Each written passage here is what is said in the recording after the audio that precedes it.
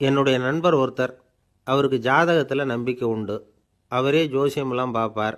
என்ன சார் இந்த காலத்தில் இதையெல்லாம் நம்பிக்கிட்டு இருக்கீங்களேன்னு கேட்டா, உங்களுக்கு ஒன்றும் தெரியாது சார், இந்த உலகத்தில் ஒவ்வொருத்தரும் அவங்கவுங்க செய்கிற நல்லது கெட்டதுக்கு தகுந்த பலனை அனுபவிச்சே தீரணும்பார். அது மட்டும் இல்லை, ஒருத்தன் செத்துட்டா கூட அவன் செஞ்ச பாவ புண்ணியங்கள் கூடவே போயிட்டுருக்கோம்பார். அது எப்படி கூட போகும் அப்படின்னு குதர்க்கமாக கேட்டால், அதுக்கு அவர் ஒரு கதை சொன்னார். அது ரொம்ப சுவாரஸ்யமாக இருந்தது. ஒரு ஊரில் ஒருத்தர் இருந்தாராம். அவர் ஜோசியம் பார்க்குறதுல ரொம்ப கெட்டிக்காரரு. ஒருத்தருடைய தலைமுடியை மட்டும் அவர்கிட்ட காட்டினா போதும், அதை மட்டும் பார்த்துட்டு அவருடைய ஜாதகத்தையே சொல்லிவிடுவாராம். அப்பேற்பட்ட திறமை. அந்த ஆள் ஒரு சமயம் கன்னியாகுமரி கடற்கரைக்கு போயிருந்திருக்கிறார். அங்கே கரை ஓரமாக ஒரு மண்டை ஓடு கிடந்திருக்கு. அதை எடுத்து பார்த்துருக்கிறார். அந்த மண்டை ஓட்டை வச்சுக்கிட்டே அதோட ஜாதகத்தை அலசியிருக்கிறார். இந்த மண்டை ஓட்டுக்கு உரிய ஆசாமி வாழ்க்கையில் ரொம்ப கஷ்டப்பட்டுருக்கிறான், நிறைய கஷ்டத்தை அனுபவிச்சிருக்கிறான், அது தாங்க முடியாமல் தான் கடலில் விழுந்து தற்கொலை பண்ணிகிட்டு இருக்கான் அப்படிங்கிறத அவர் கணிச்சுட்டார்.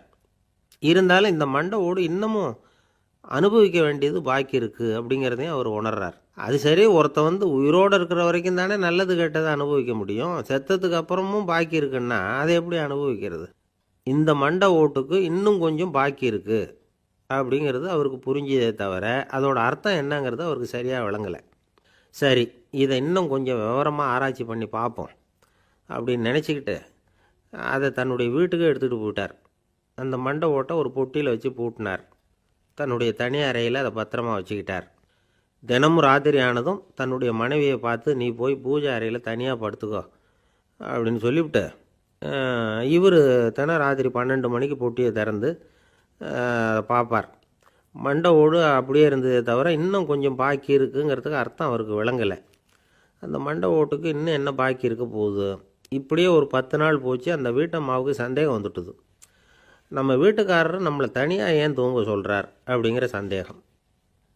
உடனே பக்கத்து வீட்டு அம்மாக்கிட்ட விஷயத்தை சொல்லியிருக்கிறாங்க. அந்த அம்மா உடனே, நீ கவலைப்படாத, நான் கண்டுபிடிச்சி சொல்கிறேன்னு சொல்லிவிட்டாங்களாம். அன்றைக்கி ராத்திரியே ஜன்னல் வழியாக எட்டி பார்த்துருக்குறாங்க. இந்த ஆள் மண்டை ஓட்டை கையில் வச்சுக்கிட்டு அதை திருப்பி திருப்பி அப்படியும் அப்படியும் பார்த்துக்கிட்டு இருந்தது தெரிஞ்சுட்டுது.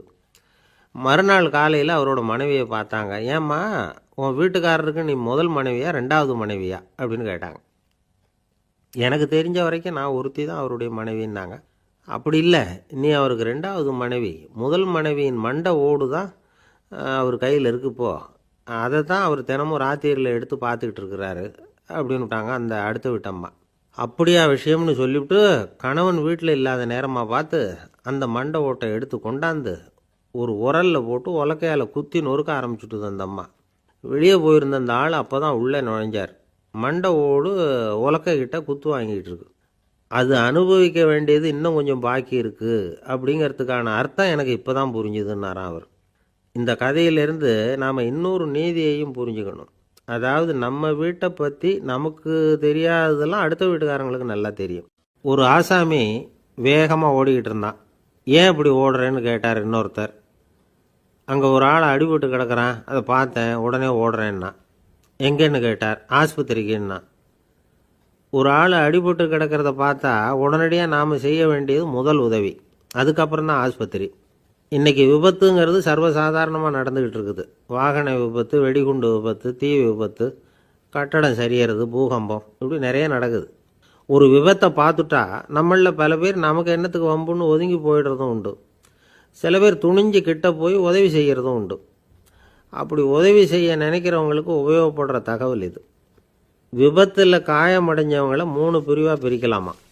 முதல் வகை கொஞ்சம் சீரியஸானது, உயிருக்கு உடனே ஆபத்து தரக்கூடியது. மூளை காயம், முகம், கழுத்து காயங்கள், இருதயம், நுரையீரல் காயங்கள், வயத்தில் உள்ளுறுப்பு காயங்கள், அதிகப்படியான இரத்தப்போக்கு, இதனால எல்லாம் பாதிக்கப்பட்டிருந்தால் அது முதல் வகை அப்படின்னு நாமளே மனசுக்குள்ளே முடிவு பண்ணிக்கணும். இவங்களுக்கெல்லாம் உடனடியாக முதல் உதவி கொடுக்கணும். தாமதப்படுத்தாமல் ஆஸ்பத்திரிக்கு கொண்டுகிட்டு போயிடணும். இப்படி கொஞ்சம் எச்சரிக்கையாக நடந்துக்கிட்டால் அவங்களில் பல பேரை காப்பாற்றி போடலாம். 2வது வகை எப்படின்னா, முதல் உதவி விரைவாக கிடைச்சா உயிர் பிழைக்கக்கூடிய மார்பு காயங்கள், கைகால் எலும்பு முறிவு, இடுப்பு முதுகெலும்பு காயம், சீரான இரத்த சேதம், இப்படிப்பட்டவங்களை 2வது வகையாக பிரிக்கணும். ஆபத்து இல்லாத சிராய்ப்புகள், சிறு காயங்கள், இரத்த உறைவுகள், இதனால் பாதிக்கப்படுறவங்க மூணாவது வகை. ஒருத்தர் தலையில் அடிபட்டு நினைவு விழுந்துட்டார்னு வச்சுங்க, அவருக்கு வாந்தி வர்றதுனால புறையேறி மூச்சு அடைப்பு உண்டாகும். இப்படி ஆகாமல் இருக்கிறதுக்காக தலையை ஒரு பக்கமாக சாய்ச்சி வைக்கலாம். நாடி துடிப்பையும் இதய துடிப்பையும் தொட்டு பார்க்கணும். அது குறைஞ்சிருந்தாலும் சரி, நின்று இருந்தாலும் சரி, அவர் மார்பை நிமிஷத்துக்கு 80 தடவை உள்ளங்கையால் அழுத்தி இதய துடிப்பை மீட்கிறதுக்கு உதவி பண்ணணும். கழுத்தில் காயம்பட்டாலும் ஆபத்து அதிகம். கழுத்துக்கு அடியில் ஒரு துண்டை மடித்து வைக்கலாம். 2 பக்கமும் சின்ன தலையணை அல்லது துணி மடிப்புகளை வச்சு கழுத்தை அதிகமாக அசையாமல் பார்த்துக்கலாம். முதுகெலும்பு முறிஞ்சிருக்குமோ அப்படிங்கிற சந்தேகம் இருந்ததுன்னா அவரை அதிகமாக அசைய விடக்கூடாது. அதிகமாக அசைஞ்சால் தண்டு இடத்துல பாதிப்பு ஏற்பட்டு கை கால் விளங்காமல் போயிடும். அவரை ஒரு கனமான போர்வை இல்லைன்னா பாயில் படுக்க வச்சு 4 பேர் மெதுவாக தூக்கி மருத்துவ உதவிக்கு அனுப்பி வைக்கலாம். கையெலும்பு முறிஞ்சிருந்தால் முறிஞ்ச பாகத்தை உடம்போடு சேர்த்து அசையாமல் கட்டி போடலாம். கால் எலும்பு முறிஞ்சிருந்தால் மற்ற காலோடு சேர்த்து கட்டி போடலாம். முறிஞ்ச பாகம் தொங்காமல் பார்த்துக்கணும். அப்போ தான் வீக்கம் உண்டாகாமல் இருக்கும். வெட்டு காயம், குண்டடிப்பட்ட காயம் இதிலெல்லாம் ரத்தப்போக்கு அதிகமாக இருக்கும். ரத்தம் வெளியேற ஆபத்து அதிகம். சுத்தமான துணியை பல மடிப்புகளை மடித்து காயத்தின் மேலே வச்சு அழுத்தமாக ஒரு 10 நிமிஷம் பிடிச்சிக்கணும். ரத்தம் நின்ன உடனே காயத்துக்கு கட்டு போடலாம். சில சமயம் காயம்பட்ட பாகத்தை உயரமாக தூக்கி பிடிச்சிக்கிட்டா தான் ரத்த கசிவு நிற்கும். இந்த விவரங்களையெல்லாம் கொஞ்சம் மனசில் வாங்கி வச்சுக்கிட்டோம்னா சமயத்தில் உதவும். ஏன்னா இந்த காலத்தில் விபத்து எந்த ரூபத்தில் எப்போ வரும்னு யூகிக்கவே முடியல. நண்பர் ஒருத்தர் சொன்னார், நேற்றுக்கு பாருங்கள் சார், என் கண்ணு முன்னாடியே ஒரு சின்ன விபத்து நடந்ததுன்னார். என்னன்னு விசாரித்தோம். ஒரு பஸ்ஸில் வந்துக்கிட்டு இருந்தேன். அந்த பஸ்ஸில் பின்பக்கம் படி ஓரமாக நின்றுக்கிட்டு இருந்த ஒருத்தர் ரோட்டில் விழுந்துட்டார். டிரைவர் அதை கவனிக்கலை, நிறுத்தாமல் அவர் பாட்டுக்கு போகிறாருனார். கண்டக்டர் உடனே விசில் கொடுத்து பஸ்ஸை நிறுத்த வேண்டியது தானே அப்படின்னோம். அதுதான் சார் முடியாமல் போச்சுன்னார் அவர். ஏன்னு கேட்டாங்க. தவறி கீழே விழுந்ததே அந்த கண்டக்டர் தான் சார் அப்படிங்கிறார். ஒரு கடைக்கு போனேன். 5 ரூபா பணத்தை எடுத்து கொடுத்தேன். ஒரு தினசரி பத்திரிகையை கேட்டேன். அவர் உடனே அங்கே அடுக்கி வச்சிருந்த பத்திரிகையில் ஒன்று எடுத்து என் கையில் கொடுத்தார். வாங்கிக்கிட்டேன். மீதி பணத்தை எடுத்தார். அதையும் என் கையில் கொடுக்கணும்ல, கொடுக்கல. எதிரில் இருந்த பலகையில் வச்சு எடுத்துக்க சொன்னார். எப்பவும் அவர் அப்படி தான் பண்ணுவார். நானும் எடுத்துக்கிட்டு வந்துடுவேன். இவர் ஏன் இப்படி பண்ணுறாருங்கிறது எனக்கு ரொம்ப நாளாக ஒரு சந்தேகம். ஒரு நாள் அவர்கிட்டயே இதை கேட்டுவிட்டேன். ஏங்க, நீங்கள் உங்கள் கடைக்கு பொருள்கள் வாங்குறவங்களுக்கு நீங்கள் பாக்கி சில்லறையை கொடுக்குறப்போ பலகையில் வச்சு விட்றீங்க, கையில் கொடுக்க மாட்டேங்கிறீங்களே, ஏன் அப்படின்னு கேட்டேன். காசை கையில் கொடுத்தா நம்மக்கிட்ட இருக்கிற லட்சுமி போயிடுவா சார் அப்படின்னார். அதாவது பணம் செலவாயிடும் அப்படின்னு அர்த்தமா. இன்னொரு நண்பர், அவர் ஒரு நாள் வழக்கத்துக்கு மாறாக ரொம்ப சோகமாக உட்காந்துருக்கிறார். ஏங்க என்னாச்சு, ஏன் இப்படி கப்பலே கவிழ்ந்தது மாதிரி உட்காந்துருக்குறீங்க அப்படின்னு கேட்டேன். கப்பலே கவிழ்ந்திருந்தா கூட நான் இப்படி கவலைப்பட மாட்டேன் சார், வேற ஒன்று நடந்து போச்சுன்னார். என்னன்னு கேட்டேன். என் உச்சந்தலையில் பல்லி ஒன்று விழுந்துட்டுதுன்னார். அதுக்காகவா இப்படி அப்படின்னு ஆச்சரியப்பட்டேன். ஆமாங்க, பல்லி உச்சந்தலையில் விழுந்தா பலன் என்னன்னு பஞ்சாங்கத்தில் பார்த்தேன், மரணம்னு போட்டிருக்கு அப்படின்னு சொல்லிவிட்டு அவர் தொடர்ந்து கவலைப்பட ஆரம்பிச்சிட்டார். இப்படியும் ஒருத்தர், என் கூட வேலை பார்க்குற ஒருத்தர் எப்படி தெரியுமா, தினமும் வலது காலை வச்சு தான் ஆஃபீஸுக்கு உள்ள நுழைவார். என்னைக்காவது தவறுதலாக இடது காலை வச்சு உள்ளே வந்துட்டார்னா அன்னைக்கு பூரா மனசு சங்கடப்படுவார். எந்த வேலையும் சரியாக ஓடாது. கேரம் போர்டு ஆடுற ஒருத்தர் எப்போ ஆட உட்காந்தாலும் ஸ்ட்ரைக்கரை கை தவறி கீழே விழுற மாதிரி பண்ணி அதுக்கப்புறம் அதை எடுத்துக்கிட்டு ஆட உட்காருவார். ஏன்னா எப்போ ஒரு தடவை நிஜமாவே அது கை தவறி கீழே விழுந்திருக்குது. அன்னைக்கு பிரமாதமாக ஜெயிச்சுட்டார். உடனே ஒரு முடிவுக்கு வந்துட்டார், கை தவறுனா லாபம் அப்படின்னு. அதுக்கப்புறம் அதையே பழக்கமாக்கிக்கிட்டார். பூனை குறுக்க போனால் சகனம் சரியில்லைன்னு நினைக்கிறவங்க உண்டு. ஆனால் ஒருத்தர் எப்படி தெரியுமா, அவர் வெளியில் கிளம்புற சமயம் பக்கத்து வீட்டு ரேடியோவில் மியாவ் மியாவ் பூனை குட்டின்னு பாட்டு சத்தம் கேட்டால் கூட போதும், சகனம் சரியில்லைன்னு பிரயாணத்தை கேன்சல் பண்ணிவிடுவார். இப்போ இவ்வளவு எதுக்கு சொல்கிறோம்னா, அளவுக்கு மீறின சகுன நம்பிக்கைகள் இருக்கு பாருங்க, இதோட பயமும் சேர்ந்துக்கிட்டதுன்னு வச்சுக்கோங்க, இது ஒருத்தருடைய மனநிலையை பாதிச்சிடும். இது உளவியல் நிபுணர்கள் சொல்கிற கருத்து. வாழ்க்கையே தடுமாற வச்சிரும். பாதுகாப்பு இல்லாத உணர்வு, ஒரு விதமான டிப்ரெஷன் மனநிலை, இதெல்லாம் தான் இதுக்கு காரணமாக அமையலாம். சில பேர் காய்கறி நறுக்க கத்தியை கையில் எடுத்தால் கூட நேரம் சரியா இருக்கா அப்படின்னு பார்த்துட்டு தான் வேலையை ஆரம்பிக்கிறது வழக்கம். அறிவு தான் மனசுக்கு வாத்தியாராக இருக்கணும். அப்போ தான் வாழ்க்கை நிம்மதியாக இருக்கும். அறிவு மனசு சொல்கிறபடியெல்லாம் கேட்க ஆரம்பிச்சுட்டுதுன்னா இடைஞ்சல் தான். ஒருத்தருக்கு 7ஆம் நம்பர் தான் ராசியான நம்பரான். 7ஆம் தேதி தான் எந்த காரியத்தையும் ஆரம்பிப்பாராம். 7 எழுத்து வர்றது மாதிரி பேரை மாற்றி வச்சுக்கிட்டார். 7 மணிக்கு தான் தினமும் எழுந்திருப்பார். 7ஆம் நம்பர் வீட்டில் தான் குடியிருக்கார். கல்யாணம் கூட 7ஆம் தேதி தான் பண்ணிக்கிட்டார். அவர் ஒரு நாள் குதிரை பந்தயத்துக்கு போனாராம். குதிரையோட பேரையெல்லாம் பார்த்தார். ஒரு குதிரையோட பேர் 7 எழுத்துல அமைஞ்சிருந்தது. 7 தானே இவருக்கு அதிர்ஷ்ட நம்பர். அதனால உடனே அது பேரில் பணத்தை கட்டினார். பந்தயம் நடந்தது. என்ன சார் ஆச்சுன்னு கேட்டாங்க. நான் பணம் கட்டின அந்த என்னோட குதிரை 7ஆவதா வந்து சேர்ந்தது சார் அப்படின்னாராம் சோகமா.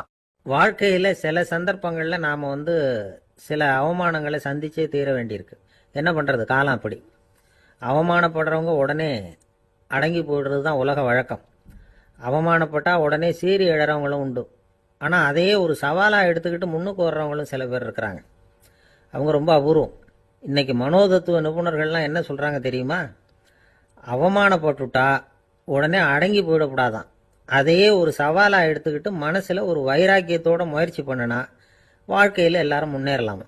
அவமானம்ங்கிறத நாம் வைராக்கியமாக மாற்றிக்கணும். அதுதான் வெற்றிக்கு வழி. ராமர் இந்த பூமியில் பிறந்ததே ஒரு வைராக்கியத்தினால தான் சார் அப்படின்னார் ஒருத்தர். எப்படிங்க அது அப்படின்னு கேட்டேன். அவர் சொன்னார், தசரதருக்கு ராமர் குழந்தையா பிறக்கணும், அப்போ தான் இங்கே இருக்கிற கஷ்டங்கள்லாம் நீங்கும் அப்படின்னு சர்வ லோகமும் எதிர்பார்த்துக்கிட்டு இருக்குது. ஆனால் அவர் எப்போ பிறப்பார் அப்படின்னு யாருக்கும் தெரியல. அந்த காரியம் சீக்கிரம் நடக்கணுமே, அதுக்கு என்ன பண்ணுறது?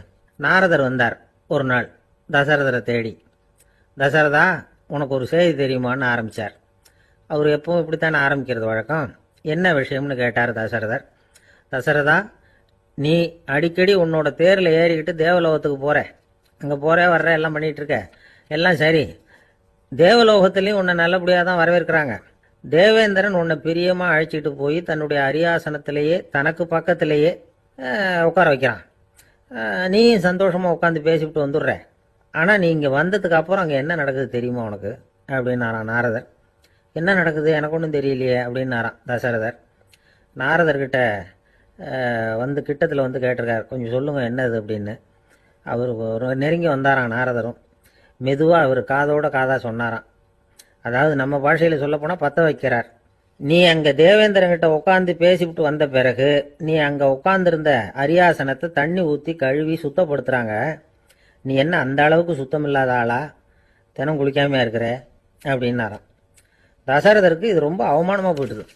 அப்படியே செய்கிறாங்க அப்படின்னாராம். ஆமாம், நீ வேணும்னா நான் சொல்கிறது உண்மையா இல்லையா அப்படின்னு சோதனை பண்ணி பார்த்துக்கோ அப்படின்னாரான் நாரதர். உடனே தசரதர் இதுக்காகவே புறப்பட்டு தேவலோகம் போனார். அங்கே வழக்கம் போலவே இவரை கூப்பிட்டு உட்கார வச்சு பேசிக்கிட்டு இருந்தான் தேவேந்திரன். கொஞ்ச நேரம் பேசிக்கிட்டு இருந்துட்டு சரி நான் கிளம்புறேன்னு புறப்பட்டார். சரி, அவனும் வாசல் வரைக்கும் வழி அனுப்பி வச்சுட்டு உள்ளே போயிட்டான். தசரதர் வெளியில் கொஞ்ச நேரம் மறைஞ்சி இருந்துட்டு மெதுவாக உள்ளே எட்டி பார்த்தார் என்ன நடக்குதுன்னு.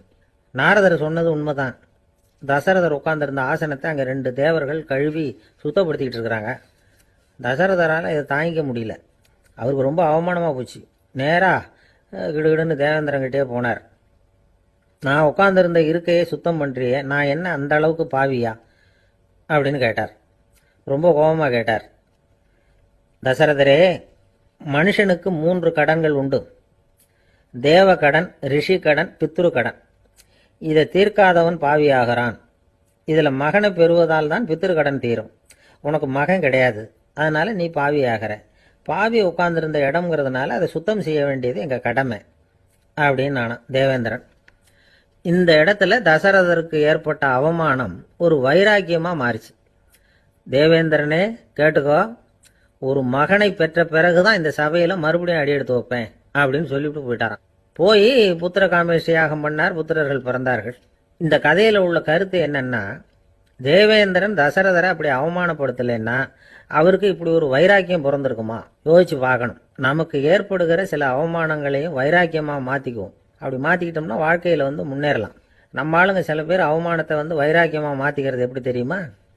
நம்மகிட்ட ஒரு பையன் சொன்னான், எங்கள் அப்பா என்னை எல்லாருக்கும் முன்னாடி வச்சு திட்டிவிட்டார், பொறுப்பு இல்லாமல் ஊர் சுற்றுறேன்னு சொல்லி அவமானப்படுத்தி விட்டார். இனிமேல் நீ என் முகத்திலேயே முழிக்காதரா போடான்னு வேற சொல்லிவிட்டார். எனக்கு ரோஷம் வந்துட்டுது. அந்த அவமானத்தை வைராக்கியமாக மாற்றிக்கிட்டேன். அன்னையிலேருந்து அவர் முகத்திலேயே முழிக்கிறது இல்லை அப்படின்னா. அப்படியான்னு கேட்டோம். ஆமாங்க, அவர் வீட்டில் இல்லாத நேரமாக பார்த்து உள்ள சமையல் கட்டுக்கு போய் சாப்பிட்டுட்டு நைஸாக வெளியில் வந்துடுவேன் அப்படிங்கிறான். எனக்கு அதிர்ஷ்டமே இல்லை சார் அப்படின்னார் ஒருத்தர். ஏன் அப்படி சொல்கிறீங்கன்னு கேட்டோம். வியாபாரம் பண்ணலாம்னு ஒரு கடை வச்சேன். வேண்டிய போட்டவங்க கூட என் கடையில் வந்து எதுவும் வாங்க மாட்டேங்கிறான். எல்லாரும் அடுத்த கடைக்கு தான் போகிறான் அப்படின்னு சொல்லி ரொம்ப அழுத்துக்கிட்டார். இதுக்கு போய் அதிர்ஷ்டம் இல்லைன்னு சொல்லாதீங்க.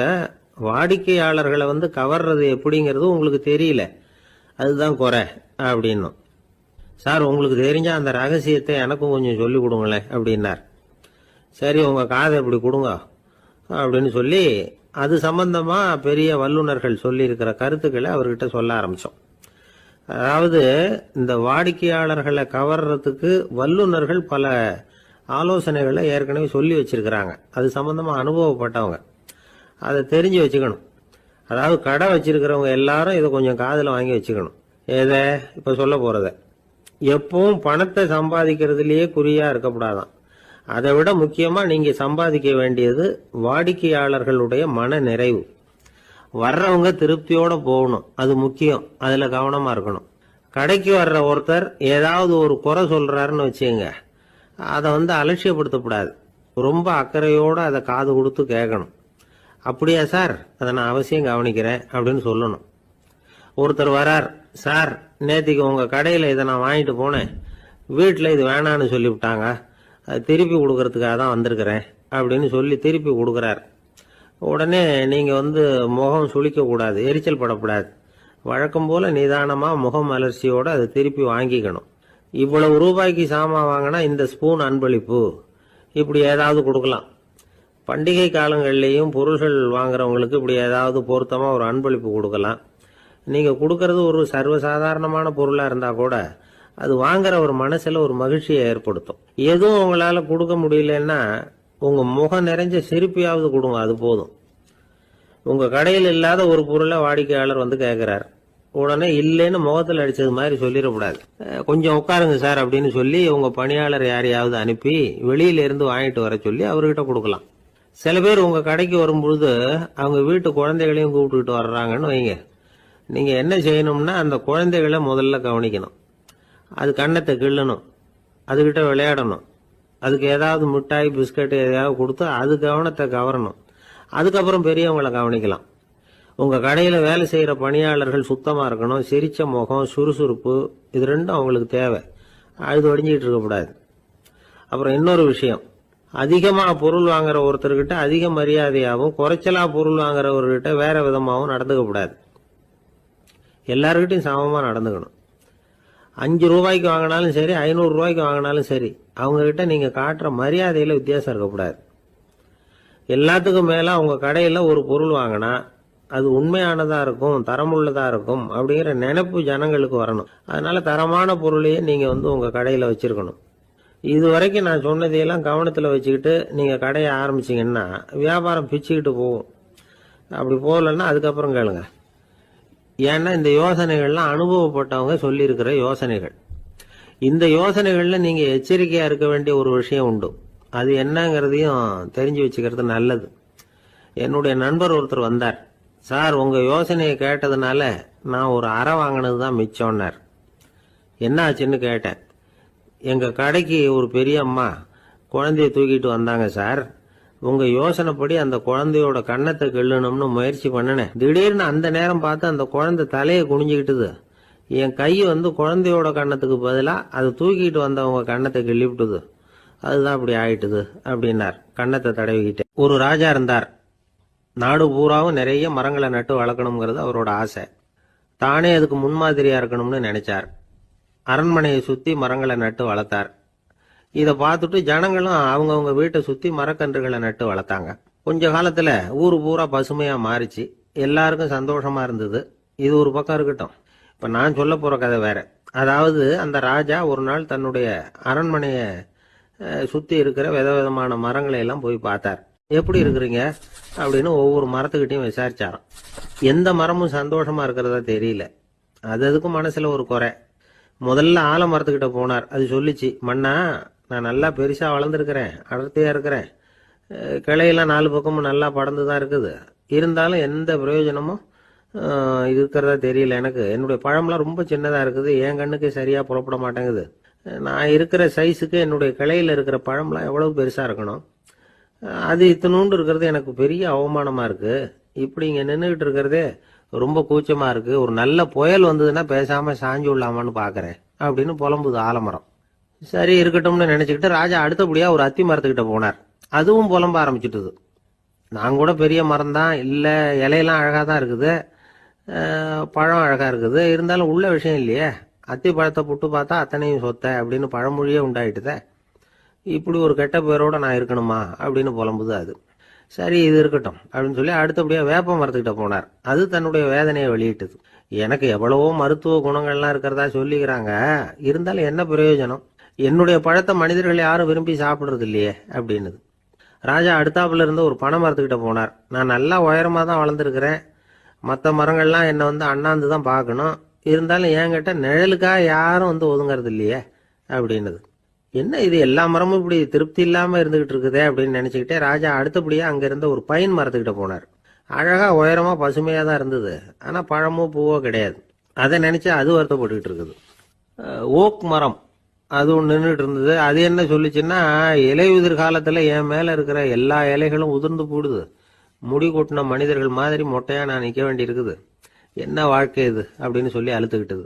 சரி புளிய மரம் என்ன சொல்லுது பார்ப்போம்னு அதுகிட்ட போனால், என்னுடைய நிழலில் யாருமே தங்க மாட்டாங்க, உடம்புக்கு சூடுன்னு ஒதுங்கி போயிடுவாங்க, அடிமரத்தை பார்த்தீங்கன்னா பட்டையெல்லாம் உறிஞ்சி பார்க்கறதுக்கே கேவலமாக இருப்பேன் அப்படின்னுது அது. முருங்கை மரம் என்ன சொல்லிச்சு தெரியுமா, என்னுடைய இலை காயெல்லாம் சாப்பிட்றவங்களுக்கு சத்து கொடுக்கறது வாசம் தான், ஆனால் என் உடம்புல சத்தே கிடையாது, கொஞ்சம் வேகமாக காற்று அடிச்சதுன்னா முறிஞ்சி விழுந்துடுறேன், என்ன வாழ்க்கை இது அப்படின்னு சொல்லி அது வருத்தப்பட்டது. ராஜா யோசனை பண்ணார், என்ன இது மரங்கள் வந்து பூமியின் வரங்கள்னு சொல்கிறோம், மழை பெய்யறதுக்கு அதுதான் காரணம், பூமி செழிப்பாக இருக்கிறதுக்கும் அதுதான் காரணம், வீடு கட்டுறதுக்கு மரம், நாற்காலி செய்ய உபயோகப்படுத்துறதுக்கும் அதுதான் உபயோகப்படுது, மனுஷனுக்கு வேண்டிய ஆகாரங்களையும் கொடுக்குது, இப்படிலாம் இருந்தும் எல்லா மரமும் நிம்மதி இல்லாமல் இருந்துகிட்டு இருக்குதே அப்படின்னு நினைச்சார். அப்போ அங்கே இருந்த ஒரு மகிழ மரம் அவர் கண்ணில் பட்டுது. அந்த மரம் மட்டும் கொஞ்சம் நிம்மதியாக மகிழ்ச்சியாக இருக்கிறது மாதிரி தெரிஞ்சுது. உடனே ராஜா அதுகிட்ட போனார். உனக்கு மனசில் எதுவும் குறை இல்லையான்னு கேட்டார். இல்லை நான் சந்தோஷமாக தான் இருக்கேன்னு அந்த மகிழ மரம். அப்படியான்னு ஆச்சரியமாக கேட்டார் ராஜா. ஆமாம் மன்னா, இந்த இடத்துல நீங்கள் ஒரு முருங்கை மரத்தையோ வேப்ப மரத்தையோ கூட நட்டிருக்கலாம், ஆனால் இந்த இடத்துல நடுறதுக்கு என்ன தேர்ந்தெடுத்திருக்கிறீங்க, அதுவே எனக்கு பெருமை, அதுவே எனக்கு திருப்தி அப்படின்னு தான் மகிழ மரம். மகிழ மரம் சாதாரணமாக தான் இருக்கும், இளம் மஞ்சள் நிறத்தில் பூக்கள், அது காய்ந்தும் மனம் வீசும். மகிழ மரம் மாதிரி மன திருப்தியோடு வாழறதுக்கு நாம் கற்றுக்கணுமா. நாம் இந்த உலகத்தில் ஒரு நாயாவோ நரியாவோ கூட பிறந்திருக்கலாம், மனுஷனாக பிறந்திருக்கிறோம், அதுவே பெருமை தானே. இந்த நிறைவு தான் மகிழ்ச்சியின் ரகசியம். ஒரு பையன் அப்பா கிட்ட போய், அப்பா நீங்கள் இந்த உலகத்தில் ஒரு மனுஷனாக பிறந்தது என்னோட அதிர்ஷ்டம் நானா. ஏண்டா அப்படி சொல்கிறேன்னு இருக்கார் அப்பா. நீங்கள் ஒரு கரடியாக பிறந்திருந்தா இந்நேரம் நானும் ஒரு கரடி குட்டியாக தானே இருந்திருப்பேன் அப்படின்னு நானா பையன். ஒரு ஊரில் ஒரு ராஜா இருந்தார். அந்த ராஜாவுக்கு ஒரு மந்திரி. ராஜா ரொம்ப நியாயமானவர், நேர்மையானவர், கண்டிப்பானவர். தப்பு செய்கிறது யாராக இருந்தாலும் தண்டனை கொடுப்பார்.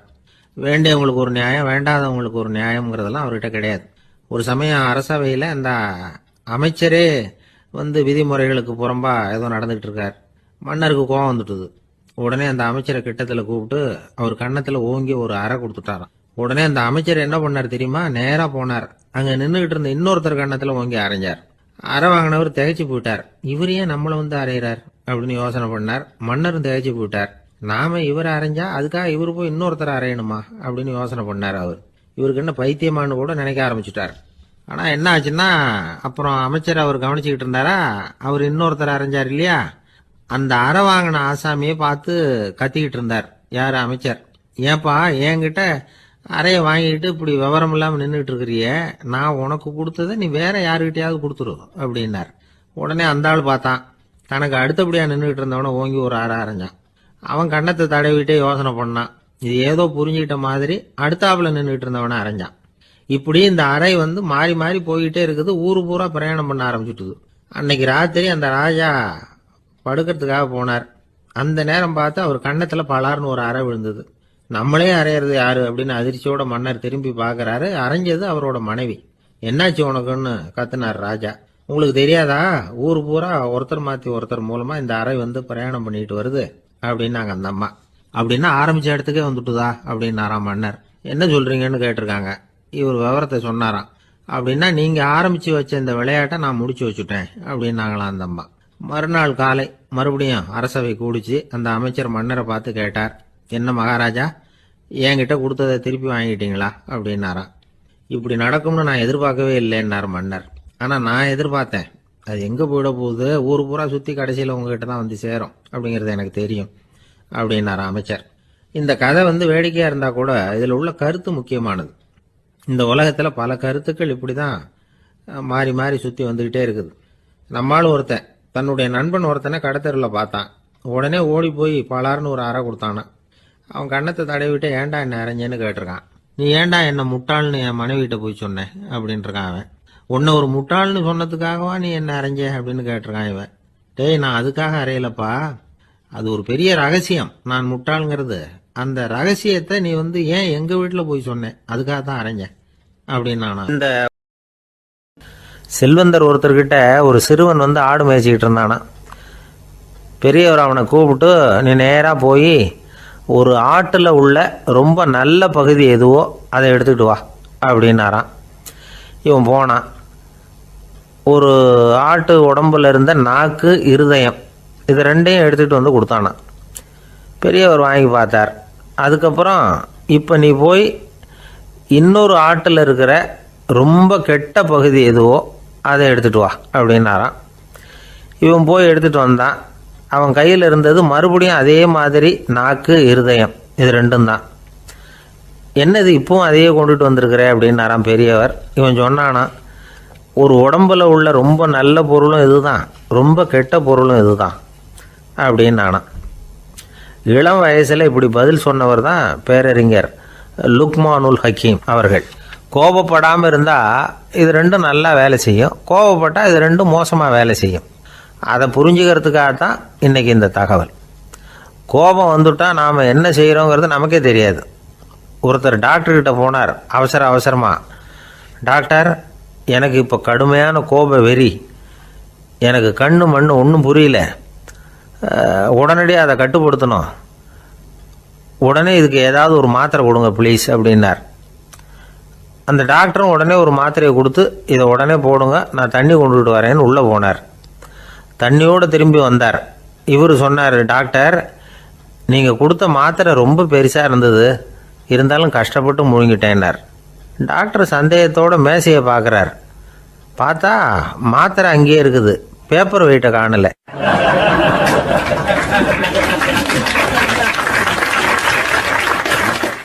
காலை நேரம், கடற்கரை ஓரம், காலை வீசிக்கிட்டு கையை வீசிக்கிட்டு ஏதோ சண்டைக்கு போகிற சிப்பாய் மாதிரி எல்லாரும் நடந்து போயிட்டுருக்குறாங்க. நடைப்பயிற்சி. அதில் நமக்கு தெரிஞ்ச ஒருத்தர் எதிரில் வந்தார் ரொம்ப வேகமாக. என்ன சார் வாக்கிங்க அப்படின்னு கேட்டோம். அவரால் ஆமாம்னு பதில் சொல்ல முடியல, அவ்வளவு கஷ்டம். மூச்சு விடுறதுக்கே வாயை திறந்து மூடிட்டு இருக்கிறார். எங்கே பேசுறது? கொஞ்சம் நின்று நிதானித்து மூச்சு விட்டுட்டு அதுக்கப்புறம் சொன்னார் ஆமாம் அப்படின்னு. என்ன சார் இவ்வளவு வேகம்னோ? உங்கள் பேச்சை கேட்டுவிட்டு தான் சார் நடக்க ஆரம்பித்தோம். நீங்கள் தான் அடிக்கடி சொல்லிகிட்டு இருந்தீங்க நடக்கிறது நல்லதுன்னு. அன்னையிலேருந்து ஆரம்பிச்சுட்டேன், ஆனால் ரொம்ப கஷ்டமாக இருக்குது சார். இப்போ பாருங்கள், உங்கள்கிட்ட சுலபமாக பேசக்கூட முடியல, மூச்சு வாங்குது, உடம்பு கூட வலிக்கிறது மாதிரி இருக்குது அப்படின்னு அவர் பாட்டுக்கு பேச ஆரம்பிச்சிட்டார். உங்களை யார் சார் இவ்வளவு வேகமாக நடக்க சொன்னது? வேகத்தை குறைங்க, மெதுவாக நடங்க அப்படின்னோம். நீங்கள் நடக்கிறதுனால என்னென்ன சௌகரியம்னு அன்னைக்கு சொன்னீங்களே தவிர சௌகரியமாக நடக்கிறது எப்படின்னு சொல்லலையே அப்படின்னார் அவர். இன்னமும் லேசாக மூச்சு வாங்கிக்கிட்டே சொன்னால் கூட இவர் சொல்கிறதுலேயே ஒரு நியாயம் இருக்குது. அதனால் இந்த நடைப்பயிற்சி பண்ணுறவங்க கவனிக்க வேண்டிய சில முக்கியமான குறிப்புகள் இருக்குது. அது என்னென்னங்கிறத அவங்க தெரிஞ்சுக்கணும். அது தெரிஞ்சு வச்சுக்கிறது நல்லது. இதெல்லாம் மருத்துவ நிபுணர்கள் சொல்கிற குறிப்புகள். அவங்க என்ன சொல்கிறாங்க தெரியுமா? உங்கள் வயசு 40க்கு மேலேயா? உங்கள் எடை இருக்க வேண்டியதை விட 10 கிலோ அதிகமாக இருக்குதா? நீங்கள் புகை பிடிக்கிறவரா? இதய நோய், இரத்த நாள நோய், உயர் இரத்த அழுத்தம் இப்படி ஏதாவது உங்களுக்கு உண்டா? அப்படின்னா நீங்கள் உங்கள் இஷ்டத்துக்கு வரிஞ்சு கட்டிக்கிட்டு நடைப்பயிற்சி பண்ண ஆரம்பிச்சிடாதீங்க. முதல்ல ஒரு மருத்துவ பரிசோதனை பண்ணிக்கோங்க, அதுதான் நல்லது அப்படின்னு அவங்க சொல்கிறாங்க.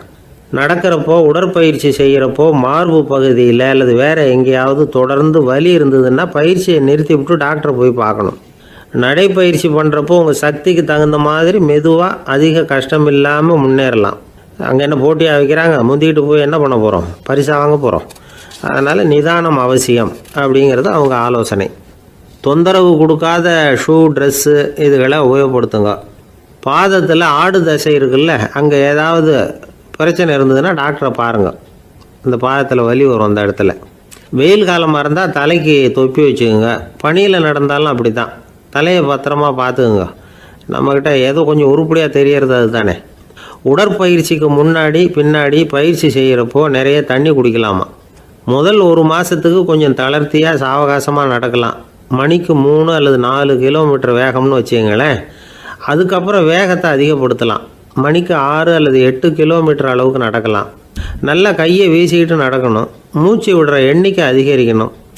இது மாதிரி ஒரு 30 நிமிஷம் நடக்கலாம். தனியாக நடந்து போகிறதுக்கு உங்களுக்கு என்னமோ மாதிரி இருக்குதா, கூட யாரையாவது சேர்த்துக்குங்க. ஒரு குரூப்பாக சேர்ந்து போகலாம். நடக்கிறதுங்கிறத ஒரு சந்தோஷமான சமாச்சாரமாக ஆக்கிக்கணும். தினம் இப்படி நடக்க வேண்டி இருக்குதே அப்படின்னு புலம்பிக்கிட்டே போகக்கூடாது. சில பேர் நடக்கிறப்போ கடந்த காலத்தை அசை போட்டுக்கிட்டே போவாங்க. சில பேர் வருங்காலத்தை அசை போட்டுக்கிட்டே போவாங்க. சில பேர் முக்கியமான திட்டம்லாம் இப்படி நடக்கிறப்போ தான் தீர்மானம் பண்ணுவாங்க. நடக்கிறதுனால மன இறுக்கம் குறையுது, பரபரப்பு குறையுது, மன ஆற்றல் பெருகுது, தன்னம்பிக்கை வளருது, முதுமை தள்ளி போகுது, செயல்திறன் அதிகரிக்குது. இதை தவிர உடம்புக்கும் பல விதமான சௌகரியங்கள் ஏற்படுது. அதனால் இது வரைக்கும் நடக்க ஆரம்பிக்காதவங்க இனிமேல் இந்த குறிப்புகளை கவனத்தில் வச்சுக்கிட்டு நடக்க ஆரம்பிச்சுடலாம். சார்லஸ் லேம்ப் அப்படின்னு ஆங்கில இலக்கிய மேதை ஒருத்தர், அவர் ஒரு தரம் உடம்பு சரியில்லைன்னு டாக்டர்கிட்ட போனாராம். டாக்டர் அவரை பார்த்துட்டு, நீங்கள் தினமும் காலையில் வெறும் வயத்தில் நடக்கணும் அப்படின்னாராம். வெறும் வயத்தில் நடக்கிறதுக்கு நான் தயார், ஆனால் வயிறு கிடைக்கணுமே சார், யார் வயத்து மேலே நடக்கிறது டாக்டர் அப்படின்னு கேட்டாராம் இவர்.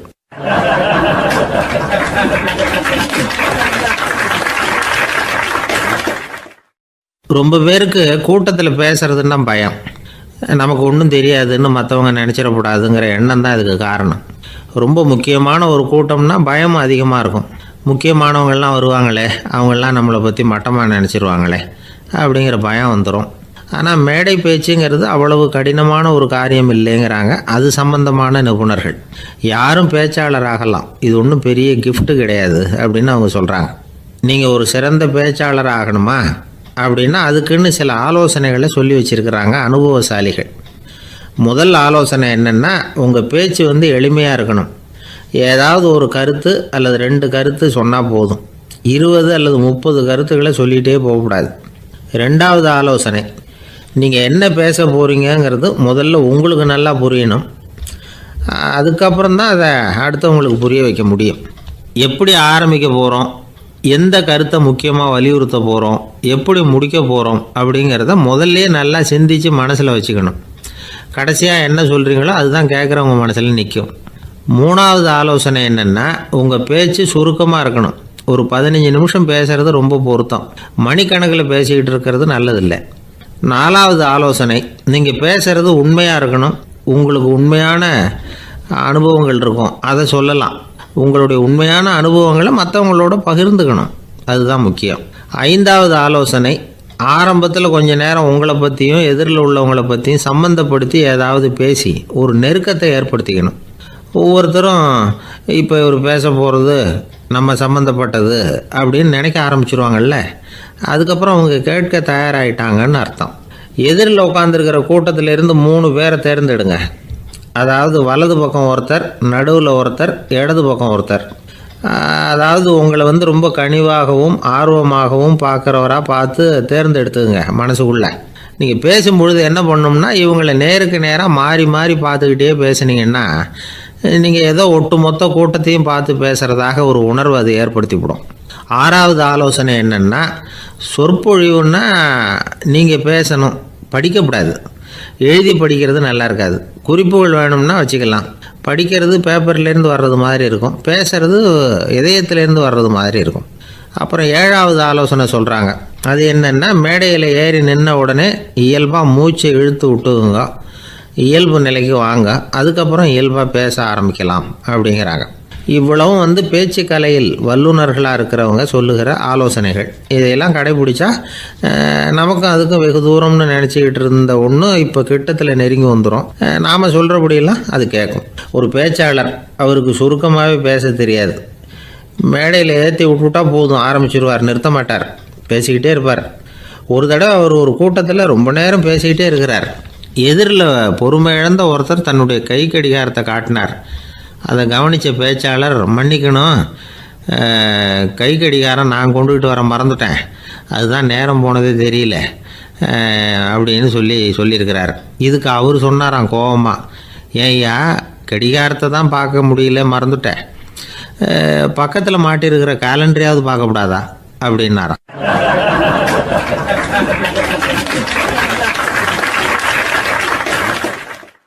தானத்தில் சிறந்தது எது அப்படின்னு ஒரு கேள்வியை கேட்டு, தானத்தில் சிறந்தது நிதானம் அப்படின்னு அதுக்கு ஒரு பதிலும் சொல்கிறவங்க உண்டு. நிதானம் ரொம்ப அவசியம், அதுவும் இன்றைய உலகத்துக்கு ரொம்ப அவசியம். இன்றைக்கி உலகம் ரொம்ப பரபரப்பாக போய்கிட்டு இருக்குது. பொறுமையாக இருக்கணும்னு நினைக்கிறவங்களால கூட அப்படி இருக்க முடியறதில்ல. பொறுமையை சோதிக்கிறது மாதிரி பல சம்பவங்கள், அதையெல்லாம் சந்திச்சே தீர வேண்டியிருக்குது. எங்கே போனாலும் க்யூவில் நிற்க வேண்டியிருக்குது, எங்கே போனாலும் காத்துக்கிட்டு இருக்க வேண்டியிருக்கு. ஆஃபீஸ்லேயோ வீட்லேயோ கூட நீங்கள் நிதானமாக பொறுமையாக நடந்துக்க தெரியலன்னா உங்களுக்கு சிடுமூஞ்சி, முசுடு இப்படிலாம் பேர் வச்சுருவாங்க. அது உங்களுக்கு தேவையா? சரி, வாழ்க்கையில் பொறுமைசாலின்னு பேர் வாங்கிறதுக்கு என்ன வழி? முதல் பாயிண்ட், நீங்கள் நினைக்கிறது, எதிர்பார்க்கறது, செய்கிறது எல்லாமே 100% கரெக்டாக நடக்கணும்னு ஆசைப்படக்கூடாது. எதுவாக இருந்தாலும் அதில் ஓரளவுக்கு தவறு நடக்கலாம் அப்படிங்கிறத எதிர்பார்த்தே இருக்கணும். ஓரளவுக்கு அதை அனுமதிக்கணும். ஒரு நண்பரை 6 மணிக்கு ஒரு இடத்துக்கு வர சொல்லியிருக்கிறீங்க, 6 மணிக்கு அவர் வரலை, உடனே பொறுமை இழந்து நடந்துக்கக்கூடாது. ஒரு 10 நிமிஷம் டிலே ஆகலாம். ஒரு வர்ற வழியில் பஸ்ஸு கூட ஏதாவது டிராஃபிக்கில் மாட்டியிருக்கலாம். அதெல்லாம் எதிர்பார்த்தே கொஞ்சம் காத்திருக்கிறதுல ஒன்றும் தப்பு இல்லை. சில சமயம் டிலே ஆகிறது கூட நல்லதாக முடியும். ஒரு பஸ்ஸை தவற விட்டுட்டு, ஐயோ கொஞ்சம் ஒரு 2 நிமிஷம் முன்னாடி வந்திருந்தா பிடிச்சிருக்கலாமே அப்படின்னு தவிச்சிக்கிட்டு இருப்பாங்க சில பேர். அடுத்தபடியாக வர்ற பஸ்ஸு நேரடியாக நீங்கள் போக வேண்டிய இடத்துக்கே கொண்டு போய் விடுற பஸ்ஸாக கூட இருக்கலாம். அது உங்களுக்கு முன்னாடி தெரியாதுல்ல. சில நெருக்கடியான சூழ்நிலைகளை தமாஷா எடுத்துக்கிறதுக்கு பழகிக்கணும். சில இடங்களுக்கு போகிறப்ப காத்திருக்கிறதுக்கு நம்ம மனசை தயார்படுத்திக்கிட்டே போகணும். ஒரு ரயிலுக்கோ பஸ்ஸுக்கோ அல்லது விமானத்துக்கோ கப்பல் பிரயாணத்துக்கோ போகிறப்போ அங்கே போய் நீங்கள் மணிக்கணக்கில் கூட காத்துக்கிட்டு தான் இருக்கணும். புறப்படுற நேரம் கூட மாறலாம். நீங்கள் போய் சேர்ந்ததும் அது உடனே புறப்படணும்னு கட்டாயமாக என்ன? அது மாதிரி சமயத்தில் படிக்கிறதுக்குன்னு சில சுவாரஸ்யமான புத்தகங்களையும் கையில் எடுத்துக்கலாம்.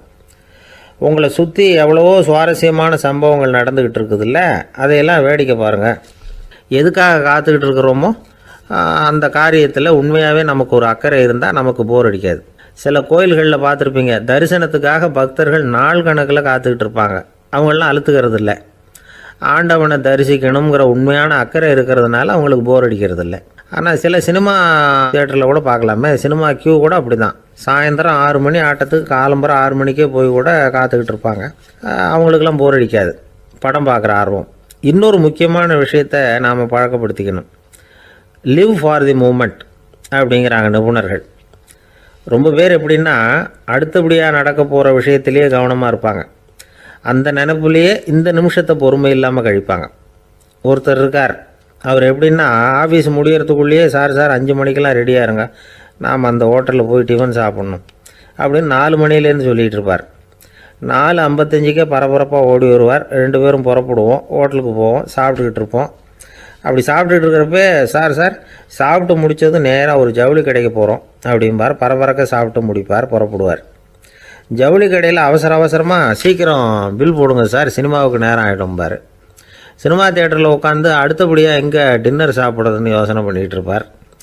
ராத்திரி படுக்கையில் விழுந்ததுக்கு அப்புறமும் நாளைக்கு காலையில் எழுந்திரிச்சதும் அதை பண்ணணும் இதை பண்ணணும்னு திட்டம் போட்டுக்கிட்டே இருப்பார்.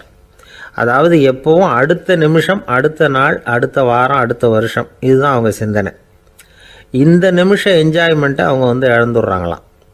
அதனால தான் வாழ்நாள் பூரா பொறுமையின்மை, அவஸ்தை, அல்லல்.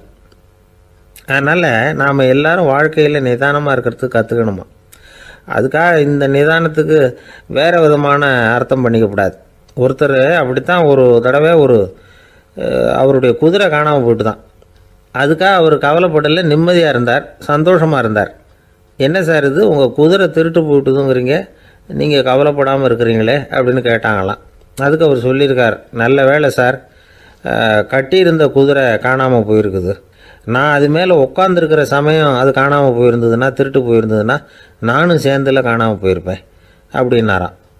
எவ்வளவு நிதானமான ஆள் பாருங்க.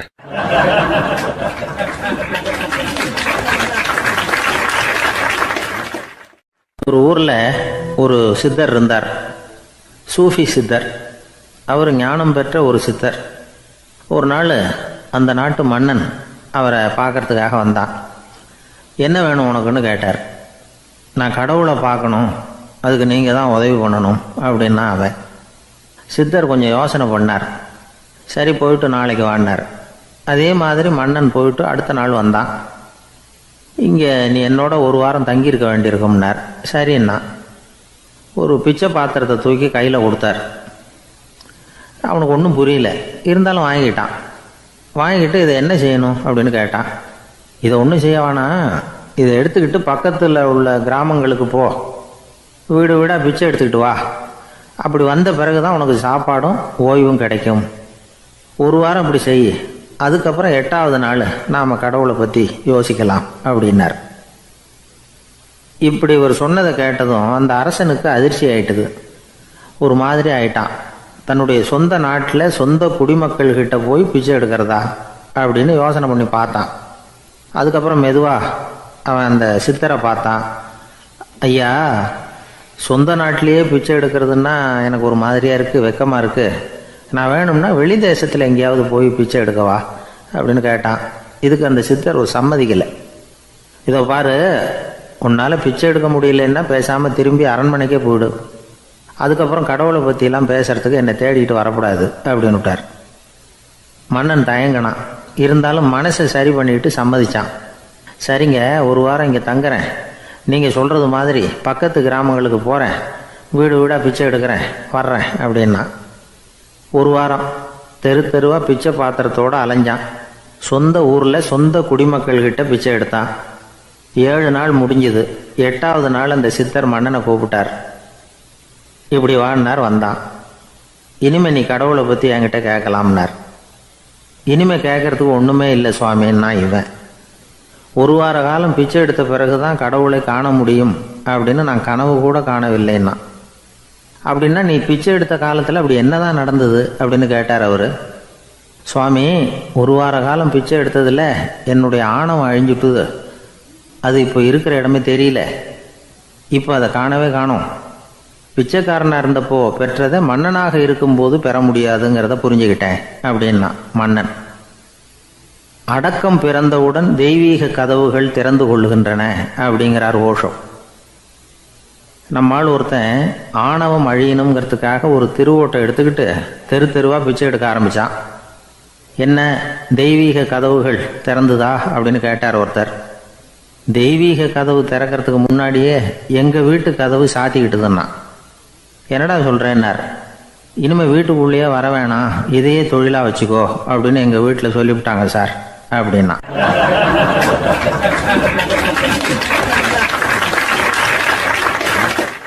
ஒரு ஊரில் ஒரு மன்னர் இருந்தார். ஒரு நாள் அவருடைய அரசவைக்கு ஒரு ஓவியன் வந்தான். அவன் சீனா தேசத்திலிருந்து வந்தவன், தாவோ சிந்தனையாளன். அவன் அங்கே வந்து மன்னர் முன்னாடி நிற்கிறான்.